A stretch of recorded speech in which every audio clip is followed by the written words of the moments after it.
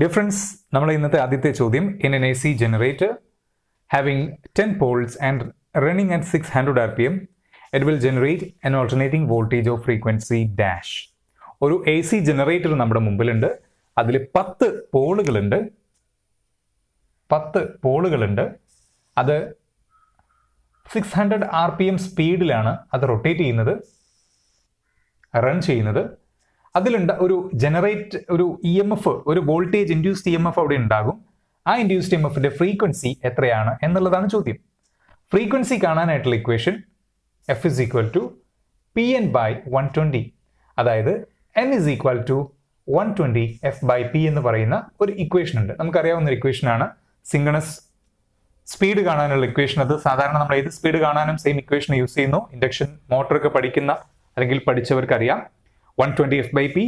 അതിൽ നിന്ന് ഫ്രീക്വൻസി കാണാനായിട്ട് നമ്മൾ മോഡിഫൈ ചെയ്തിട്ട് equation F is equal to Pn by 120. ഇവിടെ പിയുടെ വാല്യൂ നമുക്കറിയാം 10 ആണ്. So 10 into 600 divided by 120. 0, 6 ഇവിടെ 2. So answer is 50 hertz. Okay. അടുത്ത ചോദ്യം എന്ന് പറയുന്നത് an alternating voltage is given by V is equal to 100 sin 314t volt. Its average value is. നമുക്കറിയാം ഒരു ഓൾട്ടർനേറ്റിംഗ് വോൾട്ടേജ് അഥവാ ഇതൊരു സൈൻ വേവ് ആണ്. ഒരു സൈൻ വേവിന്റെ ആവറേജ് വാല്യൂ കാണാനുള്ള ഇക്വേഷൻ 2 times മാക്സിമം വാല്യൂ. ഇവിടെ വോൾട്ടേജ് ആണ്. സോ മാക്സിമം വാല്യൂ എന്ന് പറയുന്നത് Vm 2Vm divided by pi. Okay, 2Vm divided by pi. That is 2 into Vm ന്റെ വാല്യൂ നമുക്കറിയാം. ഇങ്ങനെ ഒരു ഇക്വേഷൻ തന്നാൽ അതിന്റെ അർത്ഥം ഇത് V is equal to Vm sin omega t എന്നാണ്. V is equal to Vm sin omega t എന്നാണ്. Vm ന്റെ സ്ഥാനത്ത് 100 ആണ്. Therefore 2 into 100 divided by pi. ഇത് നമ്മൾ ചെയ്തു നോക്കുന്ന സമയത്ത് ഓപ്ഷൻ ഡി 63.7 എന്ന ആൻസർ കിട്ടും. Okay, 63.7 volt. വേണമെങ്കിൽ നമുക്ക് ചെയ്യുമ്പോൾ പൈയുടെ വാല്യൂ 22/7 ഒക്കെ വെച്ചിട്ട് ചെയ്യാം. പൈക്ക് അങ്ങനെ ഒരു വാല്യൂ ഉണ്ട്. അല്ലെങ്കിൽ 3.14. ഈ 3.14 കഴിഞ്ഞ് ഏതാണ്ട് 70,000ഓളം വാല്യൂസ് അതിന് ശേഷം വരുന്നുണ്ട്. അപ്പൊ നമുക്ക് ഇങ്ങനെ പറയുകയാണെങ്കിൽ അപ്പൊ 3.14 എന്ന് ഷോർട്ടായിട്ട് പറയാം. അതല്ല എന്നുണ്ടെങ്കിൽ 22/7. അടുത്ത ക്വസ്റ്റ്യൻ എന്ന് പറയുന്നത് the power factor of N AC circuit is. Power factor എന്ന് പറയുന്നത് എന്താണെന്നുള്ളതാണ്, അല്ലെങ്കിൽ അതിനുള്ള ഇക്വേഷൻ എന്താണെന്നുള്ളതാണ്. പവർ ഫാക്ടർ എന്ന് പറഞ്ഞാൽ നമ്മളൊരു പവർ എത്രത്തോളം നമ്മൾ സപ്ലൈ ചെയ്യുന്ന പവർ നമ്മുടെ ലോഡിലേക്ക് എത്തുന്നു എന്നുള്ളതിന്റെ ഒരു ഫാക്ടറാണ്, അല്ലെങ്കിൽ അതിന്റെ ഒരു റേഷ്യോനെ പറയുന്ന പേരാണ് പവർ ഫാക്ടർ. അപ്പൊ അത് നമുക്ക് പല രീതിയിൽ പറയാം. കോസ് ഫൈ അഥവാ ഫൈ എന്ന് പറയുന്നത് ഫേസ് വോൾട്ടേജിന്റെയും ഫേസ് കറണ്ടിന്റെയും ഇടയ്ക്കുള്ള ആംഗിൾ, അതിന്റെ കൊസൈൻ എടുത്തിട്ട് അങ്ങനെ നമുക്ക് കോസ് ഫൈ എന്നുള്ള രൂപത്തിൽ പവർ ഫാക്ടറിനെ പറയാം. അല്ലെങ്കിൽ മറ്റ് പല ഇക്വേഷൻസും ഉണ്ട്. അപ്പൊ ഇവിടെ ഒരു ഇക്വേഷനാണ് ചോദിച്ചിരിക്കുന്നത് in terms of resistance, impedance etcetera. അത്തരത്തിലുള്ള റെസിസ്റ്റൻസിന്റെയും ഇംപെഡൻസിന്റെയും ടേമിലുള്ള ഇക്വേഷൻ. ഓക്കെ, അപ്പൊ നമുക്കിവിടെ we can draw a triangle, a right angle triangle which shows the relationship between resistance, reactance and impedance.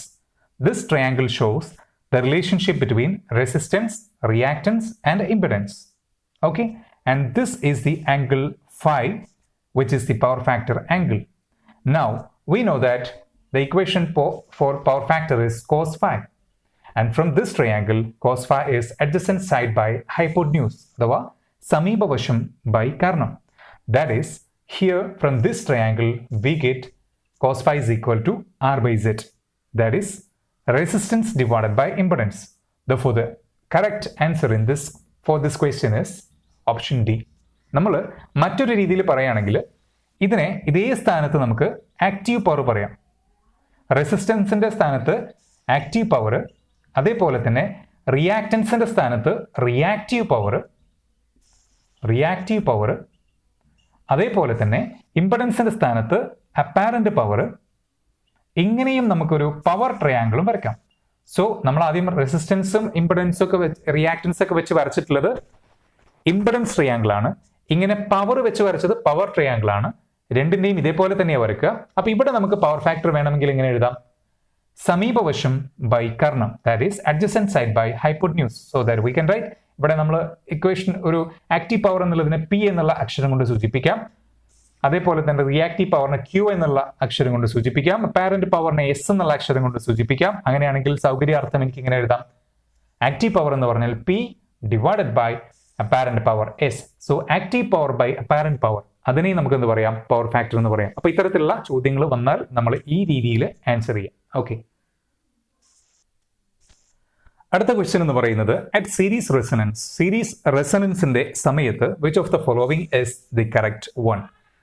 Circuit impedance വളരെ കൂടുതലാണോ? സർക്യൂട്ട് പവർ ഫാക്ടർ മിനിമം ആണോ? Circuit power factor unity ആണോ?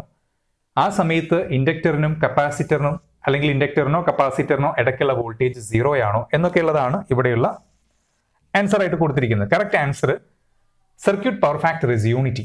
കാരണം സീരീസ് റെസൊണൻസിന്റെ സമയത്ത് RLC series സർക്യൂട്ടാണ്. ഇതുമായിട്ട് ബന്ധപ്പെട്ട വിശദമായിട്ട് വീഡിയോ നമ്മൾ വേറെ ചെയ്തിട്ടുണ്ട്. അതിന്റെ ലിങ്ക് ഡിസ്ക്രിപ്ഷൻ ബോക്സിൽ നമ്മൾ കൊടുക്കുന്നുണ്ട്. സോ RLCയിൽ എല്ലും അതേപോലെ സിയും, എല്ലിന്റെ റിയാക്ടൻസ് അതിനെ ഇൻഡക്റ്റീവ് റിയാക്ടൻസ് എന്നും ഇതിനെ കപ്പാസിറ്റീവ് റിയാക്ടൻസ് എന്ന് പറയുന്നു. ഇവിടെ XLും XCയും ഈക്വൽ ആണ്. അപ്പൊ അവിടെ നമ്മൾ ചെയ്യുന്ന സമയത്ത് റെസിസ്റ്റൻസ് മാത്രമാണ് ഇവിടെ ഇംപെഡൻസ് ആയിട്ട് ഉണ്ടാവുള്ളൂ. കാരണം ഇംപെഡൻസ് എന്ന് പറയുന്നത് √R² plus XL minus XC the whole square ആണ്. XLും XCയും ഈക്വൽ ആകുന്ന സമയത്ത് ഇത് 0 ആയി പോകും. പിന്നെ ബാക്കി Z is equal to R എന്ന് വരും. എന്ന് പറഞ്ഞാൽ ഇംപെഡൻസ് എന്ന് പറയുന്നത് റെസിസ്റ്റൻസിന് ഈക്വൽ ആണ്. അവിടെ റെസിസ്റ്റൻസ് മാത്രമുള്ള ഒരു സർക്യൂട്ട് ആയിട്ടാണ് ഇത് പരിഗണിക്കപ്പെടുക, അല്ലെങ്കിൽ അതുപോലെയാണ്, അതിന് ഇക്വലന്റ് ആണ്. റെസിസ്റ്റൻസ് മാത്രമുള്ള ഒരു സർക്യൂട്ടിന്റെ പവർ ഫാക്ടർ എന്ന് പറയുന്നത് യൂണിറ്റി ആണ്, അഥവാ 1 ആണ്. സോ നമുക്ക് പല രീതിയിലും ഈ ചോദ്യം ചോദിക്കാം. സീരീസ് റെസൊണൻസിന്റെ സമയത്ത് പവർ ഫാക്ടർ എത്രയാണ്? അത് റെസിസ്റ്റീവ് സർക്യൂട്ട് ആയതുകൊണ്ട് അത് പവർ ഫാക്ടർ 1 ആണ്. അതേപോലെ തന്നെ താഴെ പറയുന്നതിൽ അതിന് ഏതിന് ഇക്വലന്റ് ആണെന്ന് പറയും. Resistive circuit, pure resistive circuit, ഇങ്ങനെയൊക്കെ പറയാം. അപ്പൊ അത് പ്യൂർ റെസിസ്റ്റീവ് സർക്യൂട്ടിന് ഇക്വലന്റ് ആണ്. അപ്പോൾ ഈ കാര്യങ്ങൾ കൃത്യമായിട്ട് മനസ്സിലാക്കി വെക്കുക.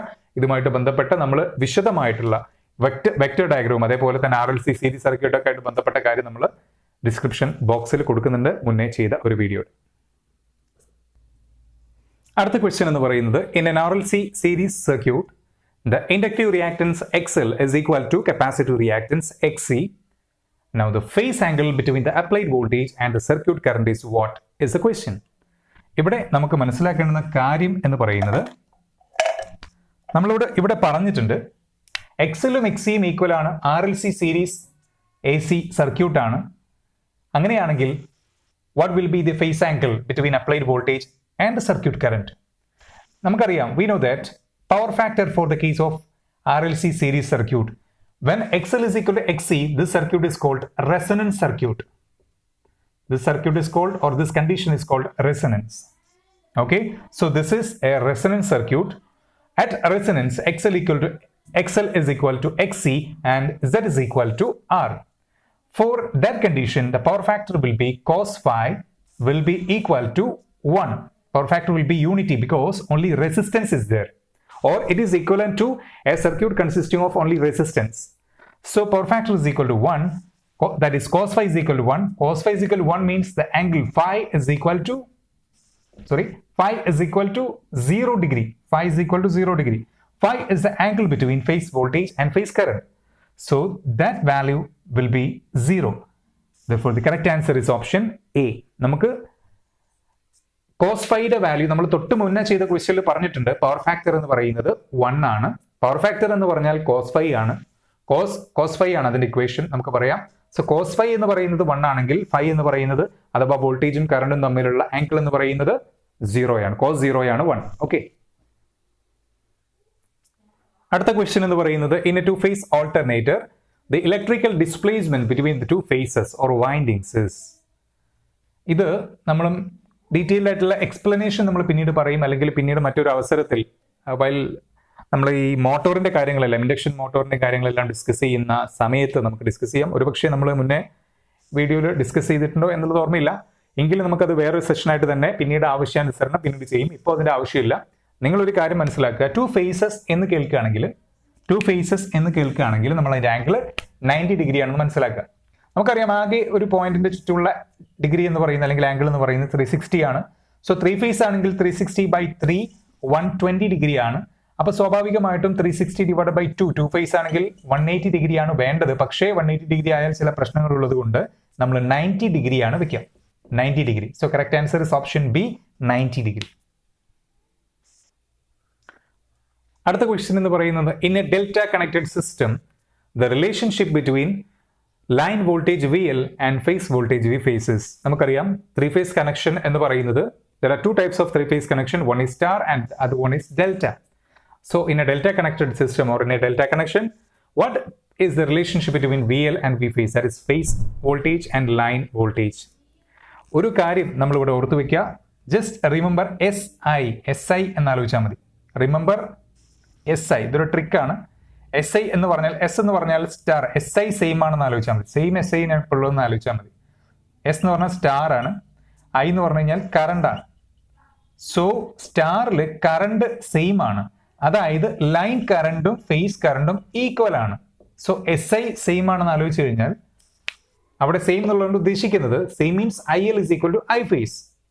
Okay, IL is equal to I phase ആണ്. So VL is not equal to V phase, but VL is equal to √3 V phase. This is a case of star connection. The case of delta is reverse of this. ഇതിന്റെ നേരെ opposite ആണ് ഡെൽറ്റയുടെ case എന്ന് പറയുന്നത്. In case of delta, you could write VL is equal to V phase and IL is equal to √3 I phase. So here it is delta connection and the asked one is VL, the relationship between VL and V phase. We can say that they are equal. So that the option A is the right answer. 3 identical resistances connected in star consume 3000 watt. If the resistances are connected in delta across the same supply, then the power consumed will be. 3 ഒരേപോലെയുള്ള ഒരേ value ഉള്ള same value resistance star ആയിട്ട് connect ചെയ്തിട്ടുണ്ട്.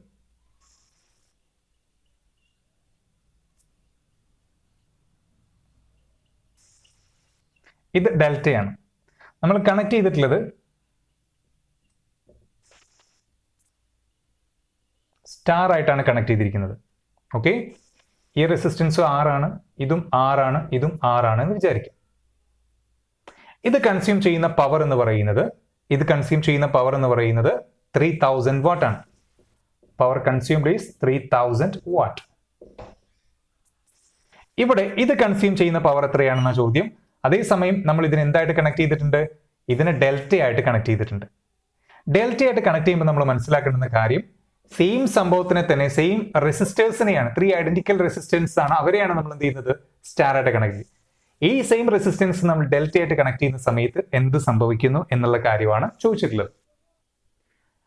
അടുത്ത question എന്ന് പറയുന്നത് dynamometer type instruments can be used for. Dynamometer type instrument എന്ന് പറഞ്ഞാൽ electro magnet moving കോയിലാണ്.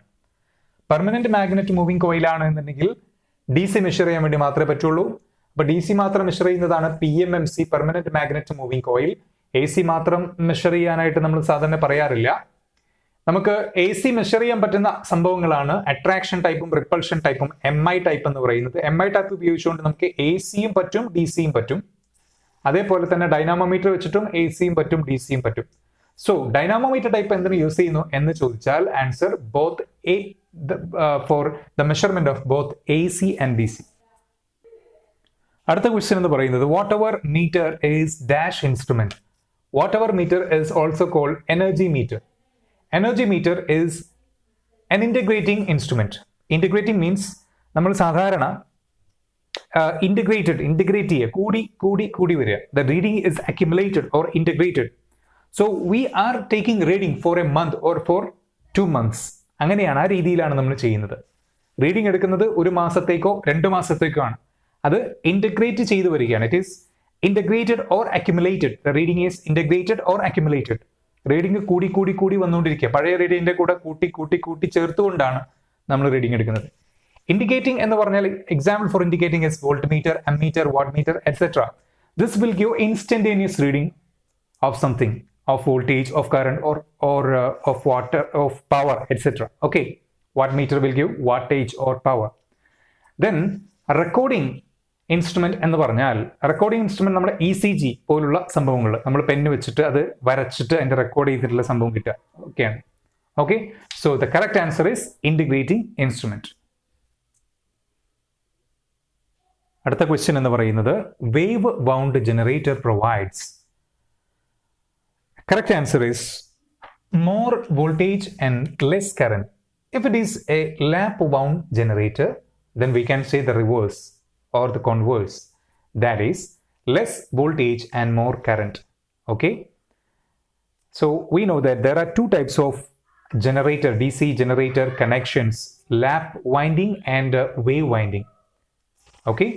Wave winding in the case ilana ഇവിടെ ചോദിച്ചിട്ടുള്ളത് വോൾട്ടേജിന്റെയും കറണ്ടിന്റെയും കാര്യം. കൂടുതൽ വോൾട്ടേജും കുറഞ്ഞ കറണ്ടുമാണ് വേവ് വൗണ്ട് ജനറേറ്ററിലുള്ളത്. ലാപ്പ് വൗണ്ട് ജനറേറ്ററിലാണ് എന്നുണ്ടെങ്കിൽ കൂടുതൽ കറണ്ടും കുറഞ്ഞ വോൾട്ടേജുമായിരിക്കും. ഓക്കെ, അടുത്ത ചോദ്യം എന്ന് പറയുന്നത് back EMF in A DC motor. നമുക്കറിയാം ഒരു ജനറേറ്ററിലാണ് എന്നുണ്ടെങ്കിൽ there will be a generation of voltage in the case of generator, but in the case of motor also we will get an EMF.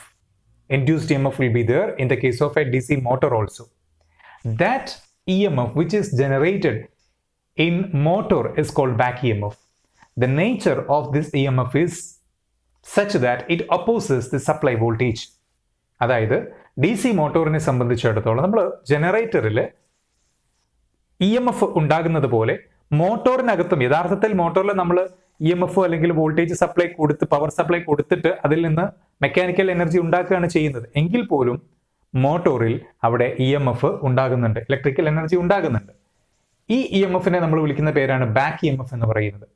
ഈ back EMFന്റെ nature എന്ന് പറയുന്നത് ഈ back EMF അവിടെ നമ്മൾ DC മോട്ടോറിലേക്ക് supply ചെയ്തിട്ടുള്ള വോൾട്ടേജിനെ ഒപ്പോസ് ചെയ്യുന്നു എന്നുള്ളതാണ്. അതുകൊണ്ട് the correct answer for this question is option D. It opposes the supply voltage. അടുത്ത ക്വസ്റ്റ്യൻ എന്ന് പറയുന്നത് the external characteristics of a DC generator is in between or is the relationship between. External characteristics നമ്മൾ ഇതുമായിട്ട് ബന്ധപ്പെട്ട ഒരു brief video എന്ന് പറയുന്നത് polytechnic exam diploma എക്സാമുമായിട്ട് ബന്ധപ്പെട്ട ഒരു ബ്രീഫ് വീഡിയോ ചെയ്തിട്ടുണ്ട്. അതിന്റെ ലിങ്കും നമുക്ക് ഈ ഡിസ്ക്രിപ്ഷൻ ബോക്സിൽ കൊടുക്കാം. അപ്പൊ ഇവിടെ പറഞ്ഞിട്ടുള്ള കാര്യം എന്താണെന്ന് വെച്ച് കഴിഞ്ഞാൽ എക്സ്റ്റേണൽ ക്യാരക്ടറിസ്റ്റിക്സ് എന്താണെന്നുള്ളതാണ്. അപ്പോൾ എക്സ്റ്റേണൽ ക്യാരയും ഇന്റേണൽ ക്യാരയും ഒക്കെ ഉണ്ട്. അപ്പൊ നമ്മൾ ഇവിടെ പറയുന്നത് നമ്മൾ ആ ലിങ്ക് കൊടുക്കുന്നത് കൊണ്ട് തന്നെ ഇത് മാത്രമേ പറയുന്നുള്ളൂ. എക്സ്റ്റേണൽ ക്യാര എന്ന് പറയുമ്പോൾ പുറത്തുള്ള എക്സ്റ്റേണൽ ആയിട്ട് നമുക്കൊരു ജനറേറ്ററിൽ കിട്ടുന്ന അവസാനത്തെ വോൾട്ടേജ് എന്ന് പറഞ്ഞാൽ ടെർമിനലിൽ കിട്ടുന്ന ടെർമിനൽ വോൾട്ടേജും ആ ലോഡിൽ കിട്ടുന്ന വോൾട്ടേജ് ആ ലോഡിൽ കിട്ടുന്ന കറണ്ടുമാണ്. So terminal voltage V and load current IL. മറ്റൊന്ന് പറഞ്ഞാൽ ജനറേറ്റഡ് വോൾട്ടേജും ഫീൽഡ് കറണ്ടും, ജനറേറ്റഡ് വോൾട്ടേജും ലോഡ് കറണ്ടും, ടെർമിനൽ വോൾട്ടേജും ഫീൽഡ് കറണ്ടും. ഇവിടെ ടെർമിനൽ വോൾട്ടേജും ലോഡ് കറണ്ടും. കറക്റ്റ് ആൻസർ ഇസ് ടെർമിനൽ വോൾട്ടേജും ലോഡ് കറണ്ടും തമ്മിലുള്ളതാണ് എന്നതാണ്.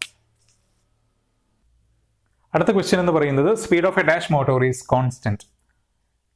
അതായത് താഴെ പറയുന്നവയിൽ ഏത് മോട്ടോറിന്റെ സ്പീഡാണ് കോൺസ്റ്റന്റ് ആയിട്ടുള്ളത്? The speed of which of the following motor is constant? The correct answer is shunt motor. അപ്പോൾ ഇവിടെ നിന്നൊരു കാര്യം മനസ്സിലാക്കണം. ഷണ്ട് മോട്ടറിന്റെ സ്പീഡ് കോൺസ്റ്റന്റ് ആണ് എന്നുള്ളത് നമ്മൾ അതിന്റെ ക്യാരക്ടറിസ്റ്റിക്സ് പഠിക്കുന്ന സമയത്ത് നമുക്ക് മനസ്സിലാകും. സോ ഇത്തരത്തിലുള്ള എക്സാമുകൾക്ക് ചോദിക്കുന്ന ചോദ്യം നമ്മൾ മനസ്സിലാക്കേണ്ടത് ക്യാരക്ടറിസ്റ്റിക്സ്, അതിന്റെ ഗ്രാഫുകൾ, അതിന്റെ നേച്ചർ എന്താണ്, എവിടെയാണ് ഇതിന്റെ അപ്ലിക്കേഷൻസ് തുടങ്ങിയിട്ടുള്ള കാര്യങ്ങൾ നിർബന്ധമായിട്ടും പഠിച്ചു വെക്കുക. ഓരോ ടൈപ്പ് DC മോട്ടോറും ജനറേറ്ററും എവിടെയെല്ലാമാണ് യൂസ് ചെയ്യുന്നത്, അതേപോലെ മറ്റുള്ള മോട്ടോഴ്സ് ആണെങ്കിലും AC യിൽ പെട്ട മോട്ടോഴ്സ് ആണെങ്കിലും എവിടേക്കാണ് യൂസ് ചെയ്യുന്നത്, അതുപോലെ തന്നെ ഇതിന്റെ ഓരോന്നിന്റെയും ക്യാരക്ടറിസ്റ്റിക്സ് എന്താണ്, ഏതിനൊക്കെയാണ് കോൺസ്റ്റന്റ് സ്പീഡ് ഉള്ളത്, ഏതിനാണ് നല്ല സ്റ്റാർട്ടിംഗ് ടോർക്ക് കൂടുതലായിട്ട് കിട്ടുന്നത്, ചിലതിന് ഏതെങ്കിലും പർട്ടിക്കുലർ ആയിട്ടുള്ള ആപ്ലിക്കേഷൻ ഉള്ളത് ഏതെങ്കിലും ഉണ്ടോ തുടങ്ങിയിട്ടുള്ള കാര്യങ്ങൾ കൃത്യമായിട്ട് പഠിച്ചു വെക്കുക. അത്തരത്തിലുള്ള ചോദ്യങ്ങൾ എക്സാമിന് ചോദിക്കാറുണ്ട്. ഇതും നമ്മൾ നേരത്തെ പറഞ്ഞതുപോലെയുള്ള ബ്രീഫായിട്ട് നമ്മൾ ചെയ്ത വീഡിയോസിൽ അതിന്റെ കാര്യങ്ങളും എല്ലാം കൊടുത്തിട്ടുണ്ട്. ബാക്കിയുള്ളത് നിങ്ങൾ അതിന്റെ കൂടെ തന്നെ റെഫർ ചെയ്ത് നോക്കുക. നമ്മൾ ഇതിന്റെ കൂടെ ബ്രീഫായിട്ട് കൊടുത്ത വീഡിയോയും ഡിസ്ക്രിപ്ഷനും നമുക്ക് അതിന്റെ താഴെ കൊടുക്കാം. ഓക്കെ, അടുത്ത ചോദ്യം എന്ന് പറയുന്നത് when load is removed the motor that will run at high speed is. Load remove ചെയ്യണം. ഒരു മോട്ടറിൽ ലോഡ് വെച്ചിട്ടുണ്ട്, ആ ലോഡ് നമ്മൾ പെട്ടെന്ന് മോട്ടർ റൺ ചെയ്തുകൊണ്ടിരിക്കുകയാണ്, അല്ലെങ്കിൽ മോട്ടറിൽ ലോഡ് ഉണ്ട്, അപ്പൊ നമ്മൾ സ്റ്റാർട്ട് ചെയ്തു, അപ്പൊ ലോഡ് ഇട്ടിട്ടാണ് അല്ലെങ്കിൽ റൺ ചെയ്തുകൊണ്ടിരിക്കുന്നതിന്റെ ഇടയിൽ ലോഡ് റിമൂവ് ചെയ്തു. റൺ ചെയ്തുകൊണ്ടിരിക്കുന്നതിന്റെ ഇടയിൽ ലോഡ്, അതിലുള്ള ലോഡ് റിമൂവ് ചെയ്തു, പെട്ടെന്ന് അതിന്റെ സ്പീഡ് ഹയസ്റ്റ് സ്പീഡിലേക്ക് വരുന്നത് താഴെ പറയുന്നതിൽ ഏത് മോട്ടറാണെന്നുള്ളതാണ്. ഓപ്ഷൻ ഡി സീരീസ് മോട്ടറാണ്. സീരീസ് മോട്ടറിന്റെ സ്റ്റാർട്ടിംഗ് ടോർക്ക് ഹൈ ആണ് എന്ന് നമ്മൾ പറയാറുണ്ട്. അതേപോലെ തന്നെ ഒരിക്കലും സീരീസ് മോട്ടറിനെ നോ ലോഡിൽ നമ്മൾ വർക്ക് ചെയ്യിപ്പിക്കാൻ പാടില്ല. അത് ഓണാക്കുന്ന സമയത്ത് ഫുൾ ലോഡ് ഇട്ടിട്ട് വേണം നമ്മൾ സ്റ്റാർട്ട് ചെയ്യാനായിട്ടെന്ന് പറയാറുണ്ട്. അതെന്തുകൊണ്ടാണെന്ന് വെച്ച് കഴിഞ്ഞാൽ ലോഡില്ല എന്നുണ്ടെങ്കിൽ അത് വളരെ ഡേഞ്ചറസ്ലി ഹൈ സ്പീഡിൽ, നമ്മൾ പറയും ഇൻഫൈനിറ്റ്ലി ഹൈ സ്പീഡ് എന്നൊക്കെ പറയാം, അത്തരത്തിലുള്ള വലിയ സ്പീഡിലായിരിക്കും അത് വർക്ക് ചെയ്യുക. അതിന്റെ ഫലമായിട്ട് ആ മോട്ടർ അത് ഡാമേജ് ആവാനുള്ള ഒരു സാഹചര്യം അവിടെ ഉണ്ട്. അതുകൊണ്ട് നമ്മളെപ്പോഴും ഇവിടെ ഹയസ്റ്റ് സ്പീഡിൽ ലോഡ് റിമൂവ് ചെയ്യുമ്പോൾ ഹയസ്റ്റ് സ്പീഡ് എന്ന് പറയുമ്പോൾ നമ്മൾ ഓർക്കേണ്ടത് സീരീസ് മോട്ടോറിനെ പറ്റിയിട്ടാണ്. അടുത്ത ക്വസ്റ്റ്യൻ എന്ന് പറയുന്നത് a 10 kVA 2000 bar to 100 volt single phase ideal transformer has 660 turns in primary. The number of secondary turns are. ഈ ഒരു ചോദ്യം നമ്മൾ മനസ്സിലാക്കേണ്ടത് ഐഡിയൽ ട്രാൻസ്ഫോമർ എന്ന് പറഞ്ഞതുകൊണ്ട് തന്നെ സാധാരണ നമുക്ക് ട്രാൻസ്ഫോർമേഷൻ റേഷ്യോ എന്ന് പറയുന്ന ഒരു റേഷ്യോ ഉണ്ട്. ട്രാൻസ്ഫോർമേഷൻ റേഷ്യോ, അതായത് E2/E1 is equal to N2/N1. E2 എന്ന് പറയുന്നത് ഇൻഡ്യൂസ്ഡ് EMF ആണ്, E1 എന്ന് പറയുന്നതും ഇൻഡ്യൂസ്ഡ് EMF ആണ്. ഇത് സെക്കൻഡറിയിലെ, ഇത് പ്രൈമറിയിലെ. N2 എന്ന് പറഞ്ഞാൽ number of turns in secondary, number of turns in primary. Okay, അപ്പൊ നമ്മൾ ട്രാൻസ്ഫോർമേഷൻ റേഷ്യോ ഇതിന്റെ 1/, ആണ് ടേൺസ് റേഷ്യോ, അഥവാ E1/E2 is equal to N1/N2. Okay, എന്തായാലും നമ്മളിവിടെ ചോദിച്ചിട്ടുള്ള ചോദ്യം എന്ന് പറയുന്നത് സെക്കൻഡറിയിൽ എത്ര ടേൺസ് ഉണ്ട്, അഥവാ N2 ആണ് നമ്മളോട് ചോദിച്ചിട്ടുള്ളത്. സെക്കൻഡറിയിൽ എത്ര ടേൺസ് ഉണ്ട് അഥവാ N2 ആണ് ചോദിച്ചിട്ടുള്ളത്. അപ്പൊ N2 കാണാനായിട്ട് നമ്മൾ ഇക്വേഷൻ എഴുതാം E2/E1 into N1. നമുക്കറിയാം E2 എത്രയാണ്, E2ന്റെ സ്ഥാനത്ത് നമുക്ക് വെക്കേണ്ടത് ഇതാണ് E1, ഇതാണ് E2. Okay, E2 is equal to 200 divided by E1 is equal to 2000 into N1 is 660. Primary turns എന്ന് പറഞ്ഞാൽ എത്രയാണ്, ടേൺസ് ഇൻ പ്രൈമറി 660 ആണ്. ഓക്കെ, സോ ഇവിടെ 0 0 0 0 2 2 ബാക്കി 10, ഇവിടെ 0 0 ക്യാൻസൽ ആയി പോയി, ബാക്കി 66 number of turns. So the answer is option C. അടുത്ത ക്വസ്റ്റ്യൻ എന്ന് പറയുന്നത് the no load input power to a transformer is practically equal to dash loss in transformer. ഒരു ട്രാൻസ്ഫോമറിനെ നമ്മൾ ലോഡ് ഒന്നും കൊടുത്തിട്ടില്ല. The transformer is not loaded. At this time the power given to this unloaded transformer will be converted into what? നമ്മൾ ഒരു ട്രാൻസ്ഫോമറിൽ ലോഡൊന്നും കൊടുക്കാത്ത സമയത്ത് അതിലേക്ക് supply ചെയ്തിട്ടുള്ള പവർ, ഇൻപുട്ട് പവർ എന്തായിട്ടാണ് മാറുന്നത്, അത് അല്ലെങ്കിൽ ഏതിന് ഈക്വൽ ആയിട്ട് മാറും എന്ന് പറഞ്ഞാൽ എന്തായിട്ടാണ് അത് മാറുന്നത് എന്നുള്ളതാണ്. ലോഡൊന്നും കണക്ട് ചെയ്തിട്ടില്ല എന്നുണ്ടെങ്കിൽ അത് അയൺ ലോസ് ആയിട്ടാണ് മാറുക, അയൺ ലോസ് ആയിട്ട് മാറും, അല്ലെങ്കിൽ അതിന്റെ മറ്റൊരു പേരാണ് കോർ ലോസ്. ഈ അയൺ ലോസ് എന്ന് പറയുന്നത് 2 ടൈപ്പ് ലോസ് ആണ്. ഒന്ന് എഡി കറന്റ് ലോസും മറ്റേത് ഹിസ്റ്ററിസിസ് ലോസും. ഇവിടെ സെപ്പറേറ്റ് ആയിട്ട് കൊടുത്ത് അത് രണ്ടും കൂടെ ചേർന്നതാണ് അയൺ ലോസ്. അപ്പൊ നമുക്ക് പറയാം when the transformer is not loaded, the entire power which is given into the input of the transformer when it is unloaded is converted into iron loss. Okay, അപ്പൊ നമ്മൾ കൊടുക്കുന്ന ഇൻപുട്ട് പവർ എന്താണോ അത് iron loss ആയിട്ട് മാറുന്നു. When the transformer is short circuited, then we will get copper loss from this test, from the short circuit test. When it is open circuited, then the power given to this transformer is converted into iron loss. നമ്മൾ അതിലേക്ക് open circuit ചെയ്ത് വെക്കുക, no ലോഡാണ്, ലോഡൊന്നും connect ചെയ്തിട്ടില്ല എന്നുണ്ടെങ്കിൽ അത് മുഴുവനായിട്ടും iron loss ആയിട്ട് മാറുന്നു. മറ്റൊരു കാര്യം കൂടെ ഇവിടെ പറയാം, അയൺ ലോസ് എന്ന് പറയുന്നത് ലോഡ് ചെയ്താലും ലോഡ് ചെയ്തിട്ടില്ലെങ്കിലും പകുതി ലോഡ് മാത്രം കൊടുത്താലും കാൽഭാഗം ലോഡ് കൊടുത്താലും അയൺ ലോസ് എന്ന് പറയുന്നത് ഏത് ലോഡ് കൊടുത്തു കഴിഞ്ഞാലും നമ്മൾക്ക് കിട്ടുന്ന അയൺ ലോസ് എന്ന് പറയുന്നത് കോൺസ്റ്റന്റ് ആയിരിക്കും, സെയിം ആയിരിക്കും. ലോഡ് കൊടുത്താലും ലോഡ് കൊടുത്തിട്ടില്ലെങ്കിലും പകുതി ലോഡ് മാത്രം കൊടുത്താലും 1/4 ആയാലും 1/2 ആയാലും 3/4 ആയാലും whatever may be the load, then the iron loss will be the same, constant. But copper loss അങ്ങനെയില്ല. Copper loss will be varied according to the load, as per the load. If the load changes, then the copper loss also changes. Copper loss is a variable loss because it depends upon the load. But iron loss is a constant loss. Iron loss or core loss is a constant loss because it doesn't depend on the load. Okay. Iron loss എന്ന് പറയുന്നത് load മാറിക്കഴിഞ്ഞാലും മാറുന്നില്ല, എന്നാൽ copper loss എന്ന് പറയുന്ന load മാറുന്നതനുസരിച്ച് മാറുന്നുണ്ട്. ആ ഒരു കാര്യം നമ്മൾ ഇവിടെ ഓർത്തു വെക്കാം. അത്തരത്തിലുള്ള ചോദ്യങ്ങൾ നമുക്ക് പ്രതീക്ഷിക്കാം. അടുത്ത ക്വസ്റ്റ്യൻ എന്ന് പറയുന്നത് the transformer has an iron loss of 500 watt at full load. The iron loss at half the full load is. നമ്മൾ നേരത്തെ പറഞ്ഞ ക്വസ്റ്റ്യനുമായിട്ട് അല്ലെങ്കിൽ ആ ക്വസ്റ്റ്യൻ അനുബന്ധിച്ച് നമ്മൾ പറഞ്ഞ കാര്യങ്ങളുമായിട്ട് ബന്ധപ്പെട്ട ഒരു ക്വസ്റ്റ്യൻ ആണിത്. ഒരു ട്രാൻസ്ഫോമറിന്റെ അയൺ ലോസ് തന്നിട്ടുണ്ട്. അയൺ ലോസ് എന്ന് പറയുന്നത് 500 ആണ്. അത് ഫുൾ ലോഡിലുള്ള അയൺ ലോസ് ആണ്. അങ്ങനെയാണെങ്കിൽ ഹാഫ് ഫുൾ ലോഡ് ആകുമ്പോൾ എത്ര അയൺ ലോസ് വരും എന്നുള്ളതാണ് ചോദ്യം. ആൻസർ എത്രയാണ്? 500 വാട്ട്, 500 വാട്ട്. എന്തുകൊണ്ടാണ് അങ്ങനെ വരാനുള്ള കാരണം? Because iron loss is same irrespective of the load. Whether it is half load, full load or no load, no problem. The iron loss will be the same. Okay, അതുകൊണ്ട് ഈ question answer iron loss half ലോഡിൽ ചോദിച്ചു കഴിഞ്ഞാലും full ലോഡിൽ ചോദിച്ചു കഴിഞ്ഞാലും ഒക്കെ എന്ത് തന്നെയാണ്? നമുക്ക് തന്ന അയൺ ലോസ് തന്നെയായിരിക്കും. അടുത്ത ക്വസ്റ്റ്യൻ എന്ന് പറയുന്നത് what is A full load primary current in A 20 kVA 2000 bar 200 volt ideal transformer? ഒരു ഐഡിയൽ ട്രാൻസ്ഫോമർ ആണ്. 2000 bar 200 volt ആണ് അതിന്റെ റേറ്റിംഗ്. 20 kVA ആണ് അവിടെ റേറ്റിംഗ് പറഞ്ഞിട്ടുള്ളത്. അങ്ങനെയുള്ള ഒരു ഫുൾ ലോഡ് പ്രൈമറി കറന്റ് എത്രയാണെന്നുള്ളതാണ് ചോദിച്ചിരിക്കുന്നത്. ഒരു ട്രാൻസ്ഫോമറിനെ സംബന്ധിച്ചിടത്തോളം നമ്മൾ